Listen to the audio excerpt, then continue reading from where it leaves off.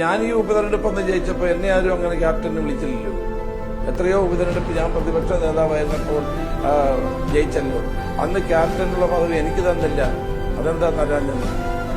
അതൊക്കെയാണ് double standard എന്ന് പറയുന്നത്. പക്ഷേ ഞാൻ വിജയിച്ചപ്പോഴൊന്നും എന്നെ ആരും ക്യാപ്റ്റൻ നോക്കിയില്ല. സേന. ഹായ്, ഇത് നമ്മുടെ മുൻ പ്രതിപക്ഷ നേതാവ് രമേശ് ചെന്നിത്തല. സാറേ, ഞങ്ങളോട് കാര്യം പറയട്ടെ. നിങ്ങളും സതീശനും ഒരുപാട് വ്യത്യാസമുണ്ട്. നിങ്ങൾ ആ സമയത്തൊക്കെ കോൺഗ്രസ് തിളങ്ങി നിൽക്കുന്ന സമയത്തൊക്കെ നിങ്ങൾ ചെയ്ത പണി എന്താ വെച്ചാൽ കോൺഗ്രസിനെ തളർത്തിയിട്ട് നിങ്ങൾ ആ തളർത്തിട്ടിയാലെന്താട്ടി കോൺഗ്രസ് ഒന്നുകൂടി താഴെ തട്ടിലേക്ക് പോയി. അതാണ് നിങ്ങളെ ക്യാപ്റ്റൻ എന്ന് വിളിക്കാഞ്ഞ്. ഇപ്പൊ വി ഡി സതീശൻ വന്നിട്ട് എന്താട്ടി മോളിലേക്ക് പൊന്തി വരിക. നിങ്ങളും വി ഡി സതീശന് ഒരുപാട് വ്യത്യാസമുണ്ട്. സതീശന് നട്ടലുണ്ട്, നിങ്ങൾക്ക് അന്നതില്ലേനി, നട്ടലില്ലേനി. അല്ല ഞാൻ പ്രതികരിക്കുന്ന വെച്ചാൽ നിങ്ങളെ ക്യാപ്റ്റൻ എന്ന് വിളിക്കേണ്ട ആവശ്യമില്ല.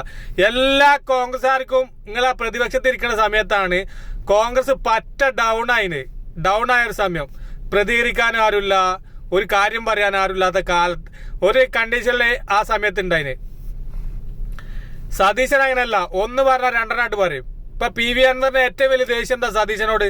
സതീശനൊരു പൊടിക്ക് ആട്ടും കൂട്ടും മാറി കൊടുക്കൂല. ഈ സ്ഥാനത്ത് നിങ്ങളാണെങ്കിൽ ചിലപ്പോൾ അൻവർ പറയണ ഒക്കെ കേട്ടിട്ട് അൻവർ പറയുന്ന സ്ഥാനാർത്ഥി നിങ്ങളാണ് നിലമ്പൂർ നിർത്തിന്. അതാണ് നിങ്ങളെ ക്യാപ്റ്റൻ എന്ന് വിളിക്കാത്തത് നിങ്ങൾ സതീശനുള്ളത് വ്യത്യാസം. പിന്നെ സതീശൻ എന്താ വെച്ചാൽ നല്ലൊരു മനസ്സുണ്ട്. അത് ഓനെ കൂടുതൽ CPM വിമർശിക്കണം എന്താ വെച്ചാല് ഓന് ഒന്ന് ചോദിച്ചാൽ രണ്ടെണ്ണായിട്ട് പറയും. അതാണ്. അപ്പൊ നിങ്ങൾ ഒന്നും വിചാരിക്കൊന്നും വേണ്ട. പിന്നെ വയസ്സും പ്രായമൊക്കെ ആയില്ലേ, നിങ്ങളെ ക്യാപ്റ്റൻ വിളിക്കാനതില്ല. എവിടെയെങ്കിലൊക്കെ അടങ്ങിയിരുന്നോളി. ഒരുവിധം പ്രായമായി കഴിഞ്ഞാൽ പിന്നെ നിങ്ങൾ ഈ ഇലക്ഷനിൽ നിൽക്കാൻ നിൽക്കരുത്. സത്യം പറയും, തമാശല്ല. നിങ്ങൾ ഈ പെരയിൽ പറയുന്ന പിച്ചും പെയ്യില്ലേ, അത് എല്ലായിടത്തും പറഞ്ഞുകൊണ്ട് നിൽക്കും. അത്യാവശ്യം ഒരു 50-55 വയസ്സൊക്കെ ആയി കഴിഞ്ഞോല് മെല്ലെ എന്താട്ടെ അവനാന്റെ കുട്ടികളെയും പെണ്ണുങ്ങളടുത്തും പോയിട്ട് ഇല്ല പെൻഷൻ പൈസയും വാങ്ങിയിട്ട് സുഖമായിട്ട് ജീവിച്ചോളി. ഇതിനൊക്കെ ഞങ്ങളെ നീതിപ്പണി എടുത്തിട്ട് നിങ്ങൾക്ക് തരുന്നുണ്ടല്ലോ പെൻഷനും കാര്യങ്ങളൊക്കെ. 2 കൊല്ലം MLA ആയി കഴിഞ്ഞാൽ ഞങ്ങൾക്ക് പെൻഷനായി. ഞങ്ങൾ ഓരോ പ്രവാസികളും പ്രവാസി ലോകത്ത് വിരലടയാളല്ലാതെ ഞങ്ങളുടെ റേഷൻ കാർഡിൽ അരി വരെ അല്ലാണ്ടായി. ഇവിടുത്തെ ഞങ്ങൾ ഭാര്യ കോരി ഉണ്ടാക്കണമൊന്നുമില്ല. ഞങ്ങൾ കിട്ടുന്ന അന്നന്ന് മാസം നാട്ടിൽ അയക്കണ്, ആ മാസം തന്നെ തീരുകയും ചെയ്യണ്. പേര് പ്രവാസിന്നും. ഇവിടെ ഞങ്ങൾ പണിക്കൊന്നല്ല, എല്ലാവരും അല്ല കേട്ടോ, സാധാരണക്കാർ ഇവിടെ എൻജോയ് ചെയ്യുന്ന ആൾക്കാരുണ്ട്. അതിനൊന്നും ഇപ്പൊ ഞമ്മക്കൊന്നും പറയാനൊന്നുമില്ല. ഓരോരുത്തർക്കും ഓരോന്ന് ഏകീയത നടക്കുള്ളൂ.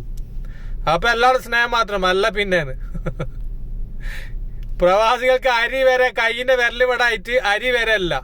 അതിന്റെ ഇടയ്ക്കല്ല നിങ്ങളെ ക്യാപ്റ്റൻ എന്ന് വിളിക്കില്ല അല്ല. പിന്നെ